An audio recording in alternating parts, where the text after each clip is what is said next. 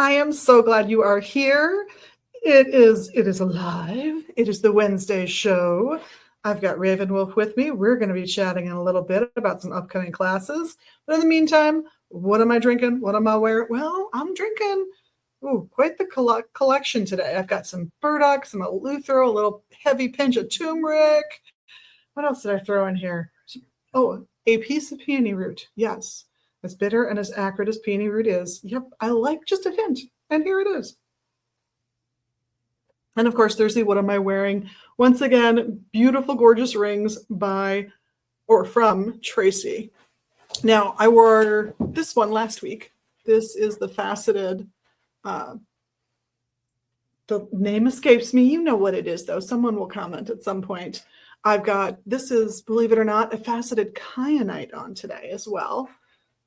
What on earth is that? I have no idea. You don't know? I do know. It just won't come to my head. I don't want to unfurl the little sticker. But I've got several of her rings on, 4 of her rings on. I've got the little the lotus flower, all kinds of fun stuff from her. And speaking, of course, of the fun stuff, I'm going to show you a few things that have come in or that are just local artisans. So this is a piece by Angie Jara. She is a local artisan. She does some jewelry for us. She does these boxes and some matching bags, including little tarot totes. They're adorable. Highly recommend those. She's got the drawstring bags like everybody else, but this is literally a tiny miniature tote bag. I love it. For your tarot deck. It's just the right size. We also I was able to get the metallic red mini candles. So we're fully loaded on mini candles right now, and I am absolutely anticipating ordering more probably next week. But these are the metallic reds. I'm loving those. And also on the floor, I think I've shown these off once, but Jerry, our retired, I'm now going to put those in air quotes, importer, has come back this year with some treasures. These thin wire bracelets with the inlay. They are, they're $5. Oh my goodness. I know. And these heavier ones are $7. They're $6.95. Now that might fit on my wrist. It might, yeah. They're gorgeous. I find these are a little tighter for the most part than the wire ones. Just so you know. These heavier ones, I can get them on, and I theoretically have a thin to medium wrist. I can get them on. They fit my wrist. They're not going to move once I get them on, though. Which is actually a good thing. Yeah. If you're moving and acting. Yeah, especially since they all have this style of clasp one way or another. They all come off. So they can't come off. Yeah. So, which also though means if it is a tight fit, you're not going to get it over your hand. So it's super easy to get it over your wrist and then get it on, which is nice. I like those.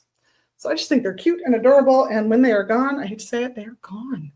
Although I have a few left in back stock. So it's not tomorrow, but it's, probably by the holiday season, we might be out.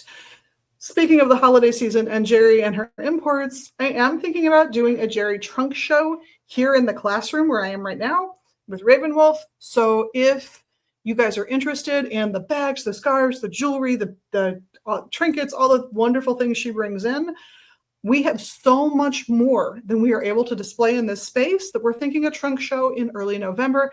You can come in, maybe get some shopping done. Good for the holidays. Yep, scarves, mittens, hats, bags, you name it.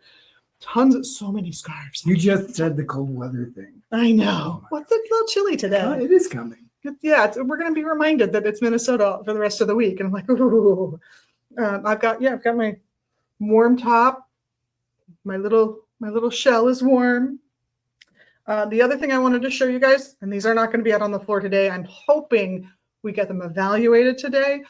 We recently had a lovely couple who are downsizing bring us 4 boxes of books on Tibetan language and Buddhism. Some of them are glorious, and you will find them on our ABE listings. Some are more basic, and they will filter up here as used books. But if you're looking for the really, really fancy schmancy stuff, always check out our ABE pages and then our listings on ABE, and you'll find that.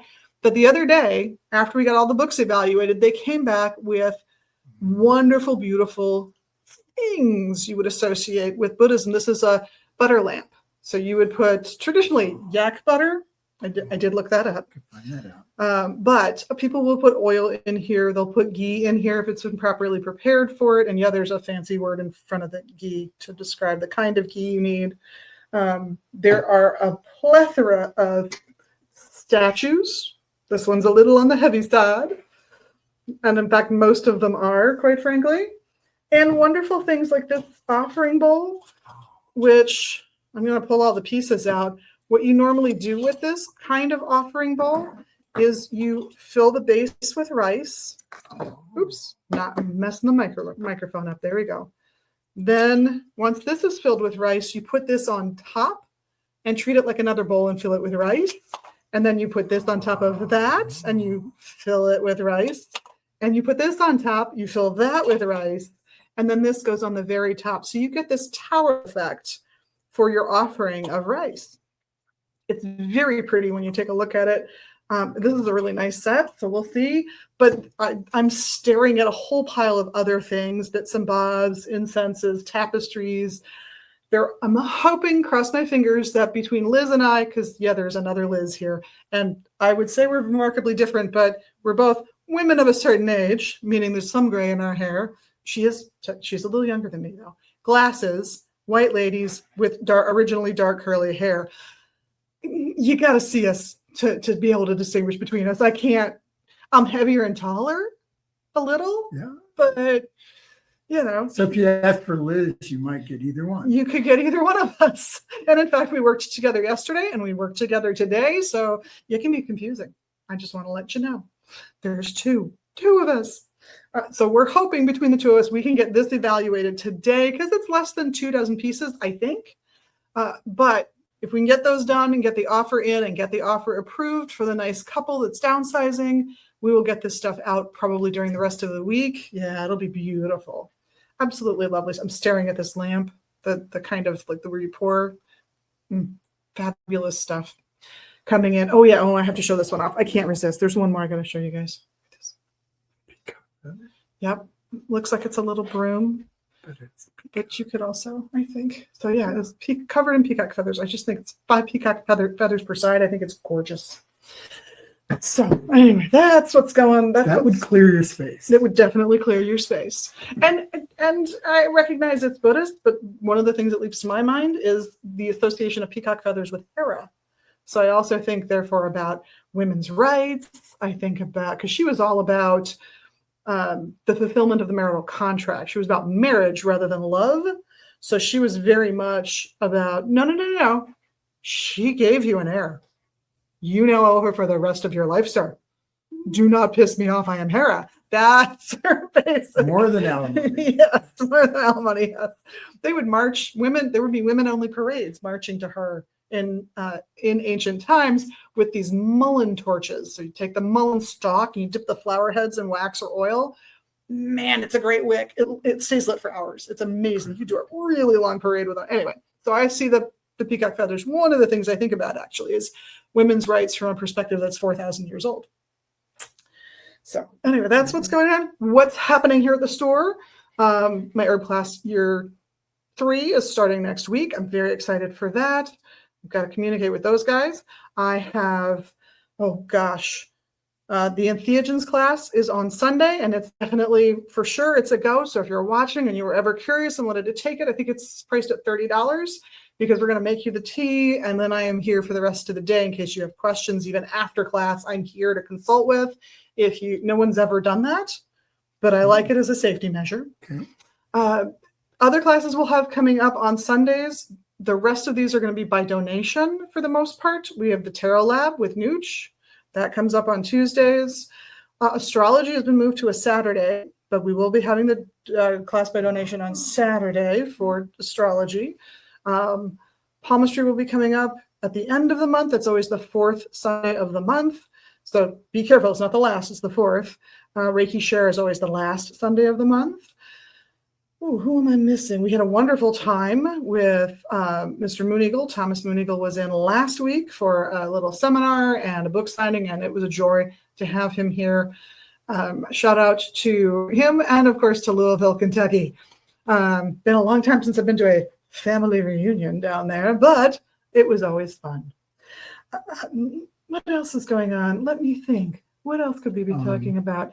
Oh yeah, Reiki 1 class will be coming up this month too, but there's some other Something else. class There's something happening. else going on. Yes. What is it? Could it be in with a C or a K? Could it be chaotic? Could be chaotic. It will be chaotic. I can promise you that.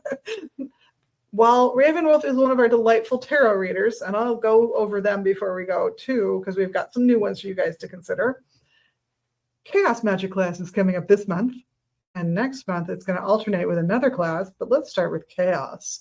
So it's coming up on which Sunday is it? Is it the 17th? 17th in the afternoon, I think 3 to 4:30. And it's another by donation class. And it's always fun. You've done them before, and they've always been a good time. What's the general approach? The general approach is chaotic. Actually, what we do is we ask people to bring one of 3 things, or maybe all 3. One is an intention you would like to offer in the group or fulfill. It doesn't have to be spoken. You don't have to say it out loud. You can write it down. You can put it in your heart. You can put it in a sigil.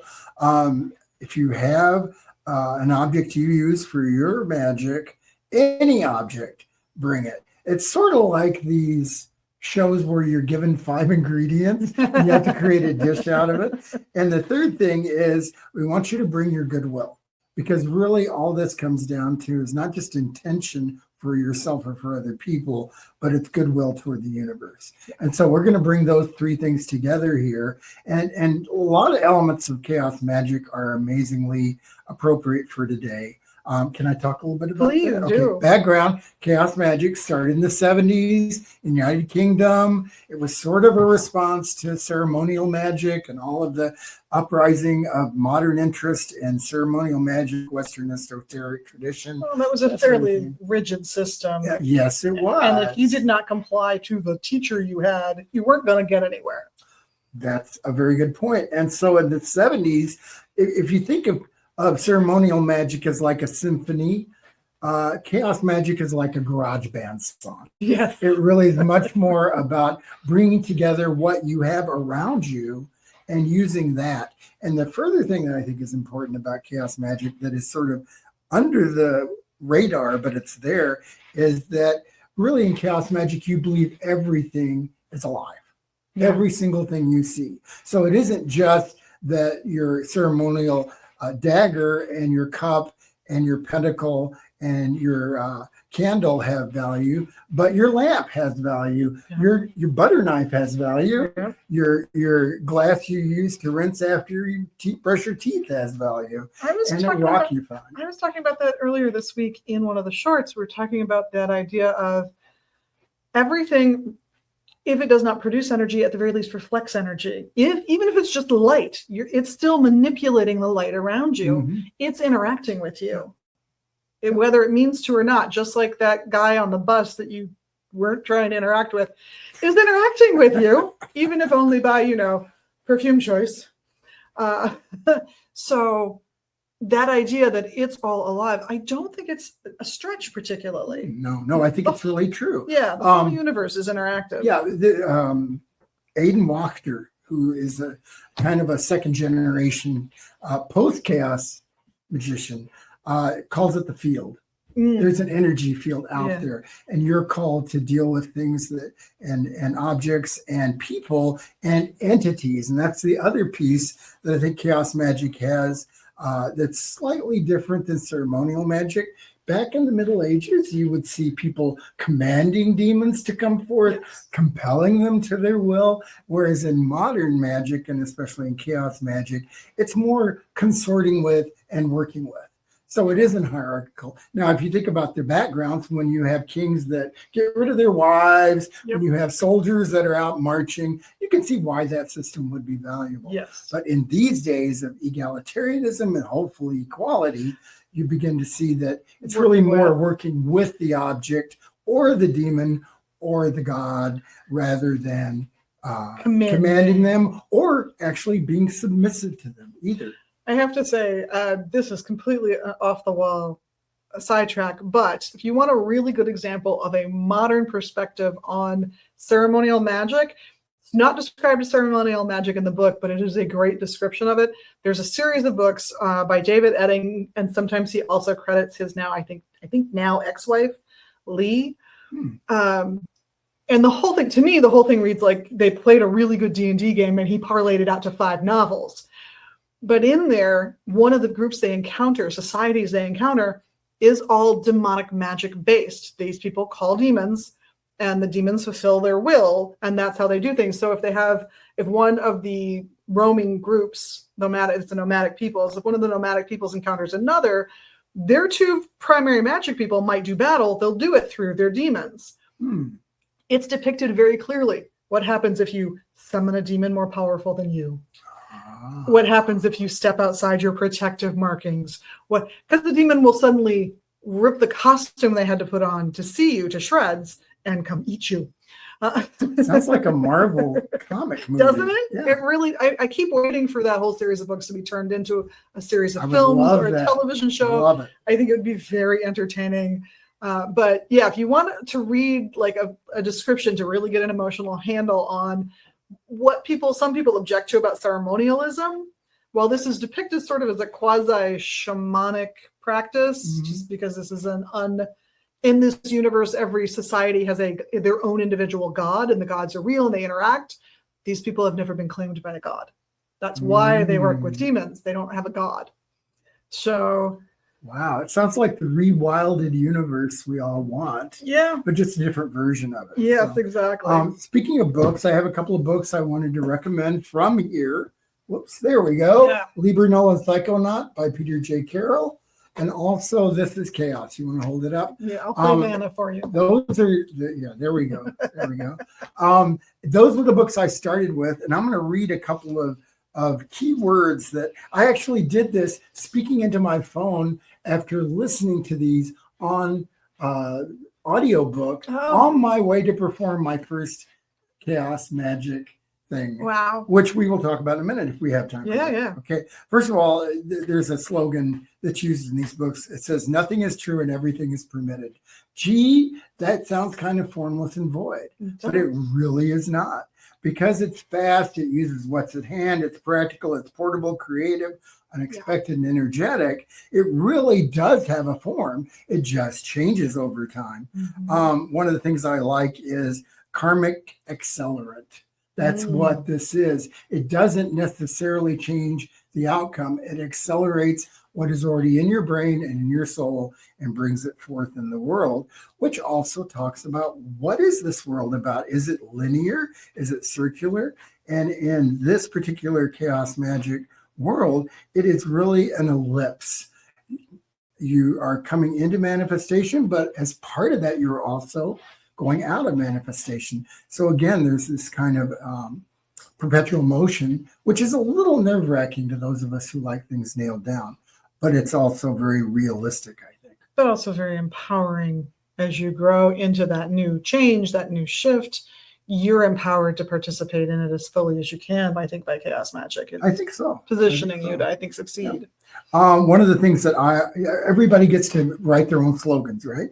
So I wrote 3 and actually have a Latin translation for each phrase. Nice. Everything is one, which is unitatis. And that means we are really one with everything in the universe, whether we like it or not, and including the things we don't really care for. But that enables us to relate creatively to everything. Then 2, everything is alive. It isn't just people and trees and bugs and political parties. It is every single thing. You've had this experience when something goes wrong with your computer, you yell at it, right? Well, what if you reverse that and say to the computer at a successful session's end, I have gratitude for you, computer. I'm thankful for you. It changes the way you operate in the world. It does. It does. And it's amazing how those subtle differences can really change things. Like for me, as a non-native Minnesotan, learning to drive in Minnesota, if there's ice on the roads, I tell myself I'm sledding, and it changes how I react, and I'm safer because I think of the car not as a car, but as a sled. So the way I respond to everything physically is safer, and that is a profoundly magical act. Well, and that sounds like a metaphor for life. Yeah. Because once you relax into life, it does become easier. Mhm. The last, and there's only three, is love is the only rule. And there really is not a lot of direction in chaos magic, but love is the goal and really the only rule that we have. Love being that flow of universal compassion that's going out from the universe and coming back to it. It picks us up and carries us with it. And that's when we go with the flow. I also want to reflect on Thelema, which is a school of magical thought that talks about will. And what it is we're really getting in touch with our inner will. When we do that sort of sledding or that going along with the flow of the universe, it may feel a little scary at times, but in actuality, you're only fulfilling your purpose and your will in the world. And when you do that, guess what? Automatically things go differently. Maybe not easier, but differently. And you also fit in with things that go around you. Exactly. And I would, the comment I always have about that statement of do what you will is, well, what is your will? Because it's not your want. Want is different from will to me. And I think this reflects that same philosophy of find your true will in life and then live to fulfill that will. It's your purpose. It's your raison d'etre, not I really want to go to Greece this summer. But don't go to Greece in the summer. I'm just going to warn you now. It's hot. Go in the winter when it's nice. But it's cheaper when it's hot. It's much cheaper when it's hot, but there's not a lot of air conditioning. And we are Americans, and we don't live without air conditioning. Don't go in the summer. Just telling you now, go in the winter. It's gorgeous. Okay. I want to say, okay, how much time do we have left for that? We have a good 15 minutes. Oh, good. I have a story. And I'm just going to show off these other two books while you are. First of all, these are also here. There is an author who's not here yet, named Aidan Wachter. And he's written 3 important books that I use almost daily in my work. He's not a chaos magician, but he's taken advantage of a lot of the work that's been done there. So these books, Aidan Wachter would be helpful. Let me tell a brief story. Everybody says when you get into chaos magic, be careful how you do this. Sure. Because you may very well get an unintended consequence.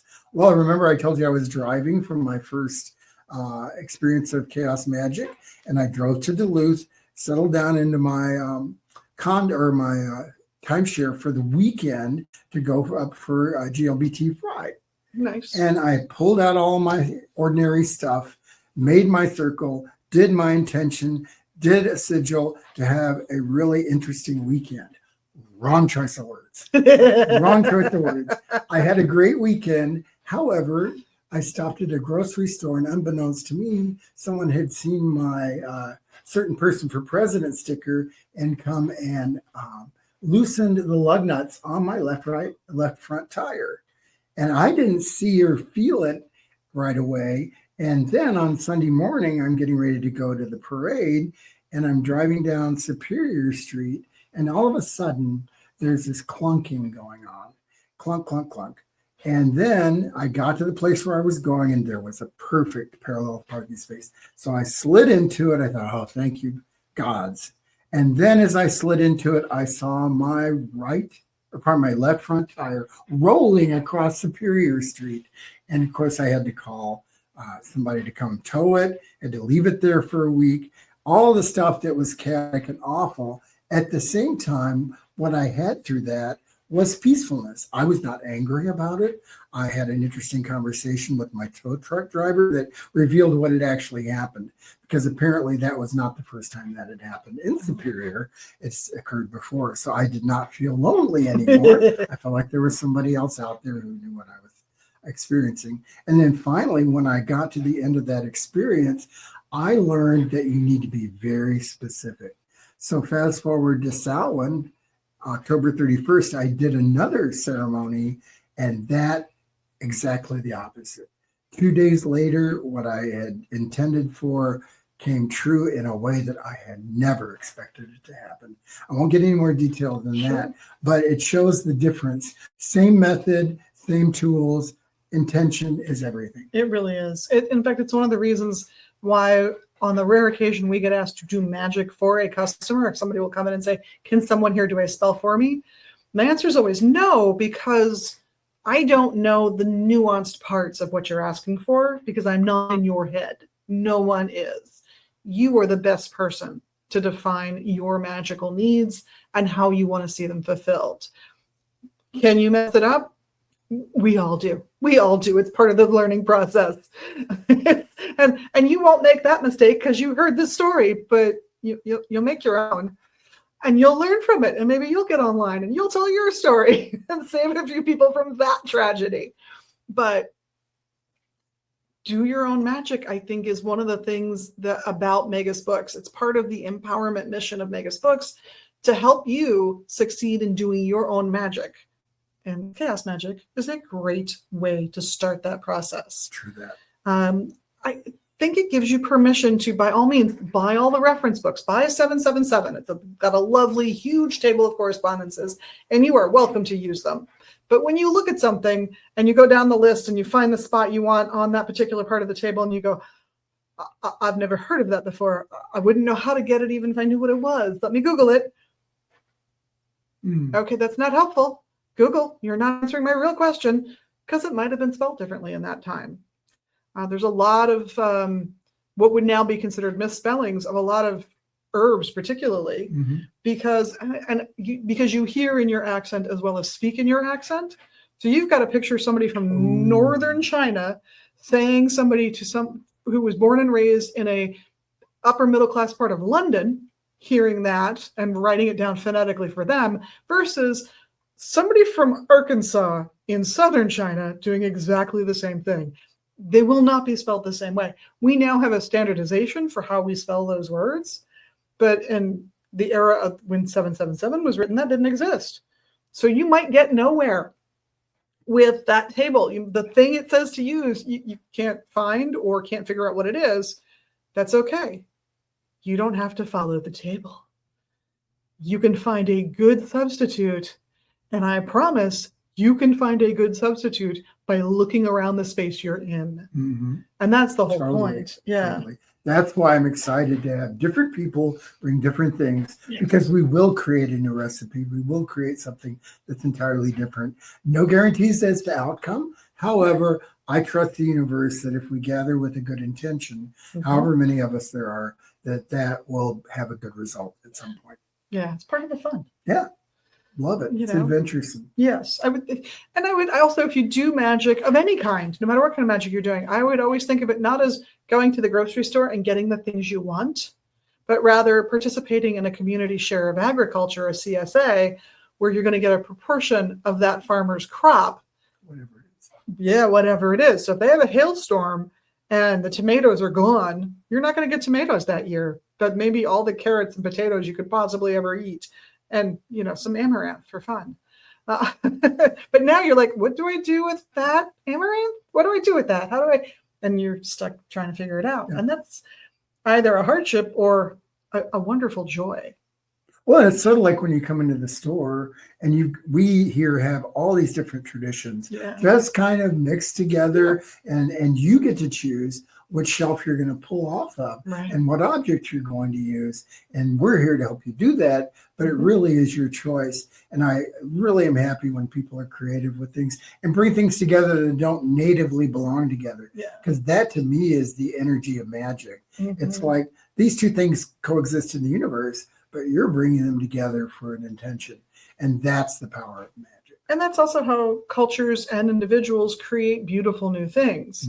There is now, well, there's been for a while, Japanese mayonnaise. It is different from American mayonnaise. You can buy Kewpie mayo. It's not Hellman's mayo. It's delicious. It's wonderful. But it comes from a fusion of Japanese people eating American mayonnaise and attempting to make something that's more them, more within lines of that society, that culture, the food choices that are commonly available. You get Kewpie mayo. It's been all the rage for the last 2 years online from what I've seen. It's delightful, but it's not Hellman's or Kraft, right? Wonder what deviled eggs would be like. Oh, that would be so good. Although I will do deviled eggs with Italian dressing. I will do deviled eggs with, like creamy Italian dressing. Yeah. Oh, yeah. The Vessios Italian dressing was phenomenal for that, but they're gone, I'm sorry to say. Oh, So sad. The kids have moved on. What can I say? Anyway, that's Chaos Magic, and that's coming up this month. right. But next month, you're alternating that with a completely different class. Completely different. Basically, not just a historical study, but how do you work with an entity, a person whose name is Cyprian, the magician of Antioch. And the reason we have those other two names after Cyprian is there is another Cyprian who lived around the same time, but is exactly the opposite personality. He's across the Mediterranean in Carthage, in North Africa. He never met anyone he liked, and he was exclusionary. And our Cyprian of Antioch brings together, not in the formal Christian tradition, but in folk tradition, brings together the world of Christianity and magic. And that's why I like him, because he is not exclusively one or the other. He's an amalgam of both together. And that is a very strong image that carried through the Middle Ages and is active today. And we really wanted to access, how do you work with him? What does he help do? And also, we're going to talk a little bit about the history of how he got that way, because he didn't start out that way. I don't honestly believe that the Cyprian of Antioch had any earthly idea what was to become of his image afterwards. And yet it's delightful to think about how people develop over time, how magicians develop over time, and how actually gods and spirits and daemons develop and are shaped by their societal backgrounds and their surroundings. Mm-hmm. So we're going to talk about that. Yeah. How you become a demon when you used to be a god. Exactly. That kind of thing. Yeah, which is a fascinating study. He was around a while ago. It's true. Yep. And the baseline culture for him, everyone around him basically was Christian, if I'm not incorrect. So the fact that he would even think to reach out to the folk magic practices and bring them into what he was doing is sort of phenomenal. Yeah. Yeah, especially because he was actually martyred in 302, right before Christianity became legal. And in that late period, when Christianity was already headed toward being legal, they were trying to shape themselves according to the Roman model. And, subconsciously, I'm sure, not consciously, they were beginning to feel more hierarchical, more hidebound, a little more organized than they had been before. And Cyprian represents, you can do both. Yeah. You can have that, and you can have the freedom. Now, ironically, the Christian tradition has said, no, Cyprian repudiated his magic and didn't do it again. Yet we have early evidence in a mosaic that he is behind an altar wearing a chasuble, but he's holding the implements of magic in his hands.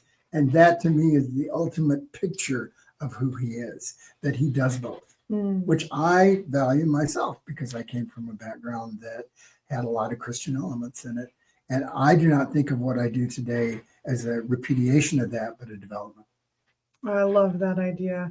The fact that you can be your whole self in the process of working magic, religious expression, all of those things.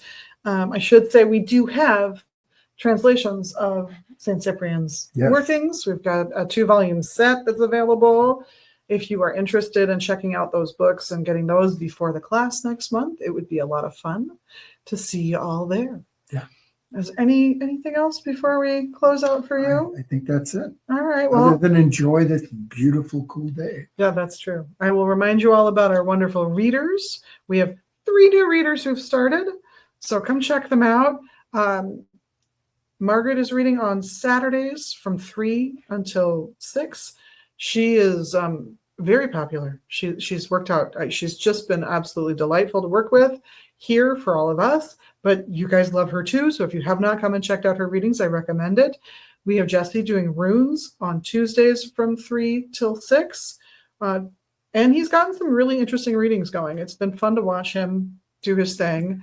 And we have Heather, who is in on Thursdays from, I think it's 2 to 6. Don't quote me on that one, but I think that's when she's here. Also a new reader, really lovely human being. And for being on a Thursday, she's doing very well. So I encourage you to check them out. Of course, you're here twice a week. Right. You're here on Fridays. Friday from 1 to 4 and Tuesday from 12 to 3. We've got let me think about this. We've got Morpheus doing dream interpretation on Mondays. Very good, and comes very highly recommended by most of the people who've ever had a reading from him. The staff, he's really good at dream interpretation. So if you've got a dream that's nagging at you, or a dream from your childhood, you just want to understand why, he's the guy to see. He just is. He's a delight. Sure. Am I missing anybody? Who am I think you missing? got it. I think I got them all. All right. Yeah. Oh, by the way, it's all the same spirit atmosphere, but accessed in different ways. Yeah. Runes, palmistry, tarot reading, Reiki, whatever you choose to do is really a manifestation of that same field. Yeah. It's just a different way of accessing it. Yeah. So it doesn't, I mean, if you can't come in looking for tarot reading, but there's a rune reader here, be open to that. Yeah. That's how the universe moves. Absolutely. And honestly, yeah, all of the readers are, they are absolutely. They're tapping into that universal energy, and they are giving you their best interpretation of what they're experiencing and seeing and feeling, and whatever their medium is telling them, the runes, the cards, your dream, what have you. So if you get a chance, come in. They all happen to be charging $2.50 a minute plus tax. So if you're not sure, give us a call. We'll let you know if the reader's in or when they will be. Happy to run over the schedule with you guys. And hopefully we'll get more information on that out in the store very soon. We've just redone the posters. So, and we have no one in on Wednesdays at this point. So we're definitely taking auditions still. So if you are interested in becoming a reader, exploring that possibility, by all means, shoot me an email through our website and we'll set up a time for you to come in and audition. Perfect. With that, we are coming close to our end of time. So on behalf of myself and all of the staff here at Magus Books and Herbs in Minneapolis at 2520 Central Avenue Northeast, you know the drill, and at magusbooks.com, yes, books is plural, we look forward to seeing you either here in the shop or on the site. And we want you all to have a wonderful day. And thank you for being your magical selves every day. And of course, doing the little magical things you can do here, liking, subscribing, you know the drill. Have a wonderful week. And we'll see you all soon. What? Blessed be. You guys.